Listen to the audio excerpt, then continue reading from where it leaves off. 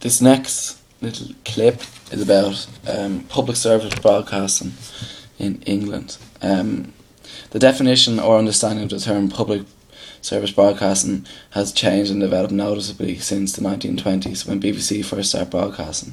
There are many external factors which have shaped this definition, as I went through 4 key stages.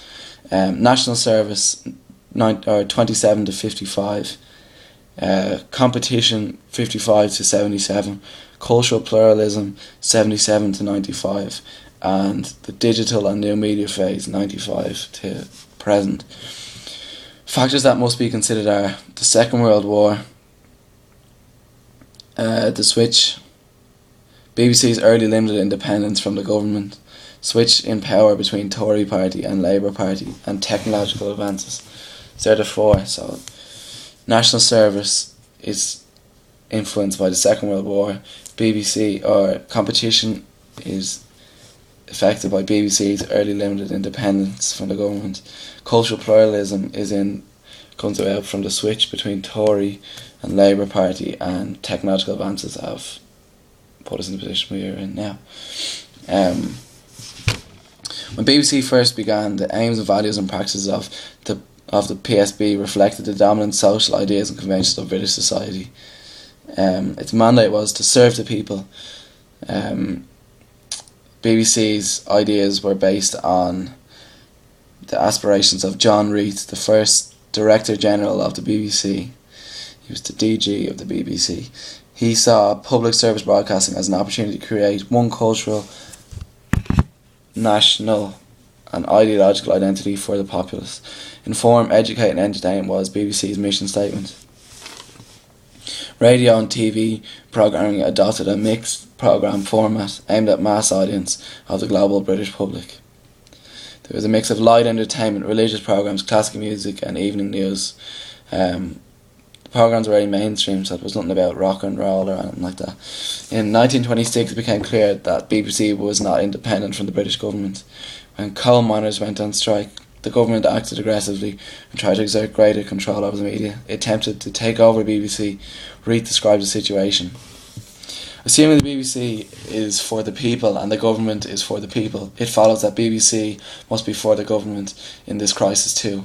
BBC later adopted the government line on issues as diverse as anti-communism and appeasement. So, whatever was going on in the world, the government were reflecting it through the BBC, which is not what PSB is about.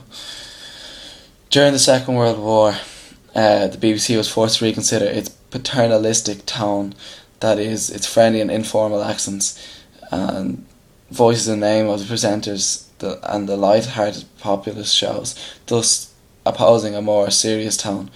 Even when the war was over, wartime organisation of BBC continued into peacetime. They no longer viewed society as an aggregate of individuals, but saw it as a set group with separate needs. Wartime broadcasting was informed by new psychology of the listener. There was a need to produce programmes for specific audiences. The role of the BBC and the PSB changed. They were no longer correcting audiences' tastes, but rather identifying audiences' needs. Reith's model had some critical weaknesses which led to changes in broadcast structure. The Beveridge Report was carried out in 1950. BBC was found to have monopoly on the broadcasting industry and excluded independent broadcasters from the marketplace. They were practicing hegemony. They were a ruling group, seemed to be forcing their values on others. BBC was dominated by middle class and excluded parts of the population that weren't middle class, educated or professional. Under the 1954 Television Act, Independent Television Authority was established to allocate franchises to contractors and to place the public service broadcasting obligations on contractors. The IBA soon granted a commercial licence to ITV, who began producing popular programmes. ITV did bad at the start. I'll leave that. They did bad at the start, but by 1957, it was only set up in 54. By 3 years later, 60% of viewers were choosing to watch ITV over BBC. BBC were retaining their Arethian approach, and in competition to the popular programs on ITV, they were losing. The ratings war. As BBC and ITV began to show much of the same populist programmes in order to compete with each other, public service broadcasting was understood as lacking cultural standard and basically just broadcasted stuff because people wanted to watch popular programmes.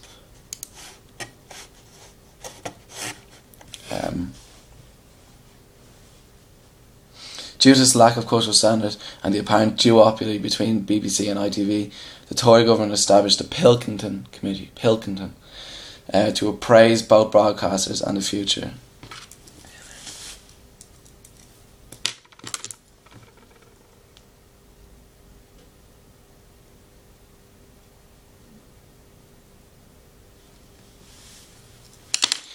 ANF, appraise and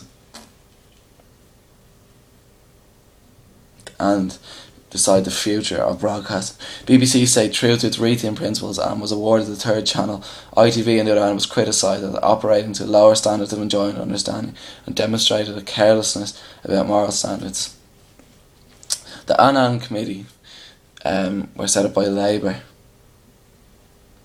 who Labour distrusted and disliked commercial broadcasting. They recommended a fourth channel to create more pluralism in the industry and to cater for the need of minorities. Definition of public service broadcasting changed again.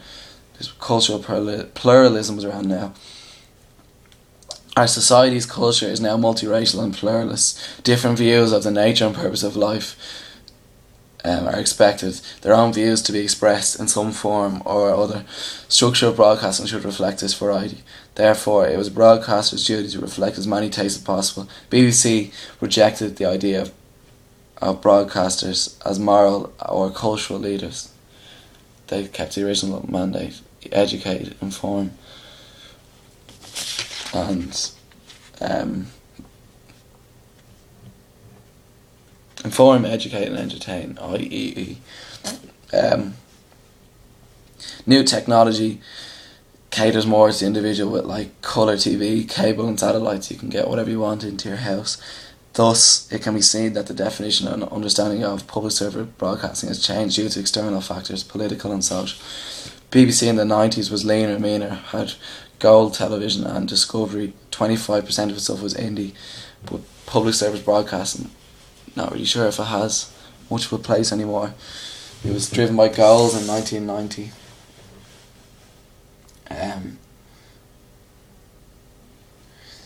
ITV and Channel 4 had a safety net agreement in the 1990 Broadcasting Act, and they got 14% of terrestrial television advertising money. Sky was established in 1989, and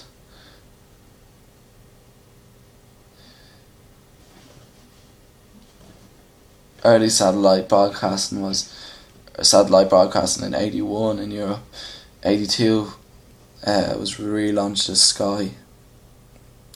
1983 News International by Sky, and then it's relaunched in 1989 by Astra Satellite.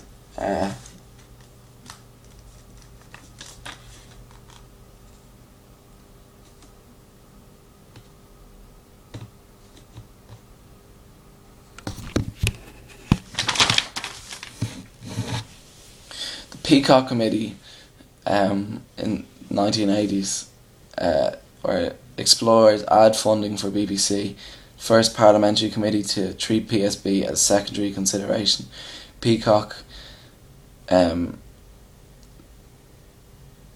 wanted to satisfy minorities' needs, paid for by the taxpayer, not consumers. Otherwise, consumer sovereignty approach, consumers should determine the makeup of broadcasting. This is what the committee were trying to decide. Whether BBC should decide what you want to watch, or should you pay for what you want to see, and that's what is on.